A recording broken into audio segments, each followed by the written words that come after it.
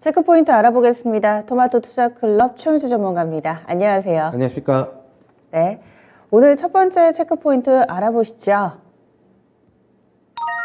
이제 지수가 숨고르기를 지속할 것으로 예상되고 또 성격상 대형주에서 중소형 개별주가 더 유리할 거다. 이렇게 판단하시는 이유를 좀 알려주시죠. 네, 일단은 당분간은 뭐 지수는 어제도 말씀드렸듯이 좀 숨고르기가 지속될 것으로 좀 예상이 되고 있고요. 그렇다고 본다면 대형주보다는 역시 중소형 개별주로 접근이 좀 유리하다라고 보고 있습니다.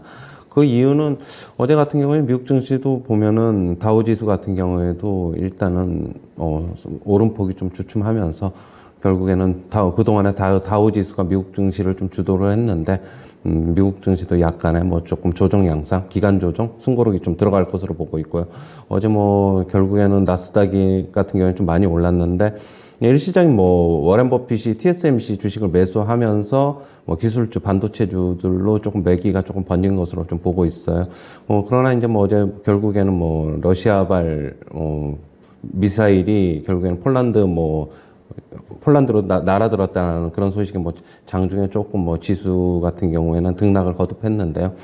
그렇다고 본다면은 뭐 지정학적 리스크야 저는 뭐 우려가 크지 않지만은 결국에는 그거는 핑계일 것이라고 보고 있고 당분간은 미국 주식 시장도 조금 숨고르기, 조금 횡보, 뭐 약간의 가격 조정 있을 것으로 저는 보고 있습니다.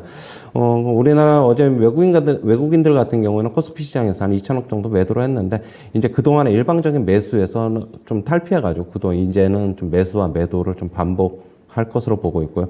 외국인들 같은 경우는 뭐 매도 기조가 한번 만약에 잡히게 된다면 뭐 매수 기조도 마찬가지지만 지속적으로 조금 그 방향성이 좀 지속되는 경향이 있는 만큼 외국인들이 지금 대형주로 조금 매물을 내놓고 있는 게 역시 뭐 지수 같은 경우는 더 이상 뭐 조금 기간 조정, 뭐 가격 조정 좀 거쳐야지 다시 한번 힘을 얻어가지고 지수는 상승할 것으로 보고 있고요. 어제 같은 경우에 뭐 지금 반도체 장비주들이 뭐 어제 급등하면서 코스닥 지수는 상대적으로 상당히 체감 지수는 좋았어요. 어제 뭐 TSMC가 시간에서 강세를 나타내면서 우리나라 시장 선 반영되면서 그런 것으로 보고 있고요. 어제 뭐 선물 시장 같은 경우에도 외국인들은 이제는 조금 매도 기조로 조금 치우치는 게 아닌가라고는 보고 있습니다. 역시 뭐 가벼운 종목 위주로 좀 접근이 가능하다고 보고 있고, 그동안에 못 올랐던 거, 키 맞추기 나올 것이라고 보고 있고, 역시 뭐 어제 개인들이 뭐 엄청나게 또 한 3천억 정도로 매수를 했는데, 조금 주의가 필요한 시점이다.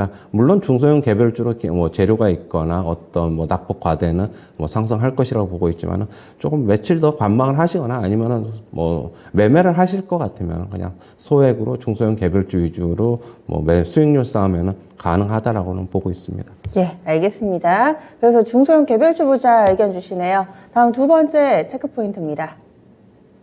반도체 어렵다 하는데 이제는 조금씩 업황에 대해서 바닥을 치고 반등을 할 것이다라는 전망이 속속 나오는데 내년도 2분기쯤에는 반등이 예상된다고요? 네, 지금 반도체 시장 조사 기관인 IC 인사이츠라고 있는데 거기에 따르면은 내년 2분기에는 반도체 시장이 전년 대비 3% 성장을 할 것으로 지금 예상을 하고 있어요. IC 인사이츠에 따르면은 이제 그 이유는 이제 반도체 그동안의 업황이 3분기 연속으로 하락한 거는 총 6번 있었는데 모두 4분기째는 반등했다. 그렇게 본다면은 내년 1분기까지가 3분기 하락할 것으로 보고 있고 결국에는 내년 2분기에는 반등을 할 것으로는 보고 있어요. 그리고 수요 측면에서 좀 보면은 메모리 가격이 뭐 급락을 하면서 결국에는 수요가 회복될 가능성도 좀 있는 것으로 보고 있고요. 네. 러시아 우크라이나 사태도 좀 변수인데 근데 지금 러시아도 일단은 출구 전략을 좀 계획을 하고 있는 것으로 보여가지고 만약에 전쟁이 종료가 되면은 수요가 회복이 좀 될 것으로는 보고 있습니다. 하지만 IC 인사이츠에 따르면은 큰 폭의 반등보다는 역시 지금 성장세는 크지 않을 것으로는 보고 있어요. 그 이유는 역시 미중 갈등도 계속되고 있어가지고 불확실성이 존재하고 있다라고 보고 있고, 경기 침체가 지금 내년에 본격적으로 될 것으로 보고 있어가지고 수요는 크지 않을 것으로는 보고 있습니다. 뭐 관련주로는 뭐 삼성전자, 하이닉스도 물론 당연히 수혜를 입을 것으로는 보고 있지만 좀 가벼운 종목 위주로, 역시 장비주들 위주로 좀 봐야 되는 게 아닌가 보고 있고요.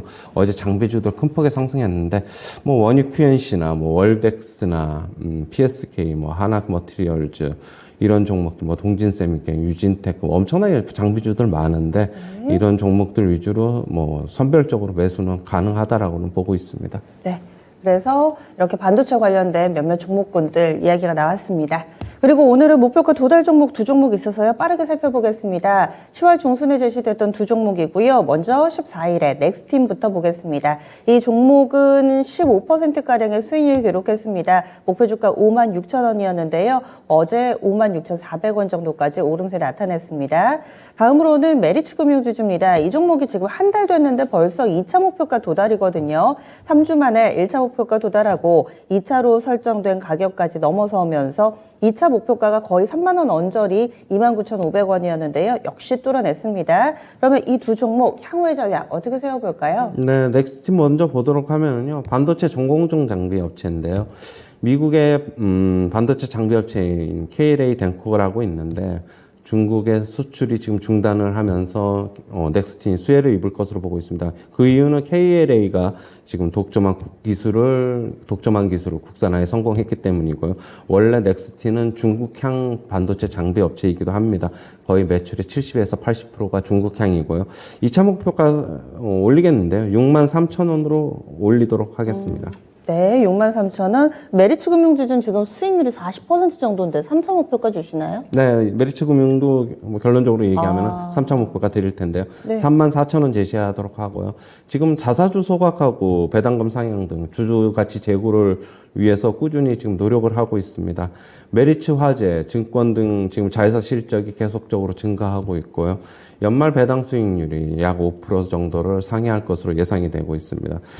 최근에 주가 움직임이 굉장히 좀 좋은데 다른 이제 금융지주들은 주가가 지금 못 가고 있는데 메리츠 금융지주는 되게 좋은 모습입니다. 조금 더 상승할 여지는 있다라고 보고 있습니다. 네, 그래서 가격이 얼마나? 34,000원이요. 34,000원. 알겠습니다. 이렇게 해서 두 종목 넥스팅과 메리츠 금융지주 리뷰해봤습니다. 오늘은 어떤 종목을 가져왔을지 보시죠. 오늘의 추천주입니다. 바로 바이넥스 제약바이오 쪽이네요. 이 종목 왜 봐야 될까요? 그동안에 이제 제약바이오 업체들 좀 상승하다가 조금 최근에 주춤하면서 저는 뭐 신약 개발 업체도 좋지만 여전히 좀 실적이 나오는 업체들 CDMO 쪽으로 접근하는 게 좀 바람직하다라고 보고 있고, 바이오 CDMO 업체죠. 지금 주요 고객사인 셀트리온의 바이오시밀러 물량이 꾸준히 증가하면서 바이넥스의 수혜가 예상이 되고 있습니다. 2분기부터 본격적으로 실적이 개선이 되고 있고요. 3분기 실적을 발표했는데 컨센서스에 부합하는 실적을 발표했습니다. 어제도 강한 상승세를 기록을 했는데 주가 차트 한번 잠시 보시면은요. 뭐 바닥을 지금 하방 다지면서 상승으로 좀 이어지고 있습니다. 조금 더 상승할 것으로 보고 있고요. 매수가는 시초가 이하에서 접근하시고 목표가는 14,000원, 손절가는 1,300원 제시하도록 하겠습니다. 네, 알겠습니다. 그래서 오늘의 종목은 바이넥스였습니다. 시초가 이하 접근 전략의 목표 주가는 14,000원, 손절 라인은 1,300원 설정됐습니다. 추천주 체크포인트 알아봤습니다.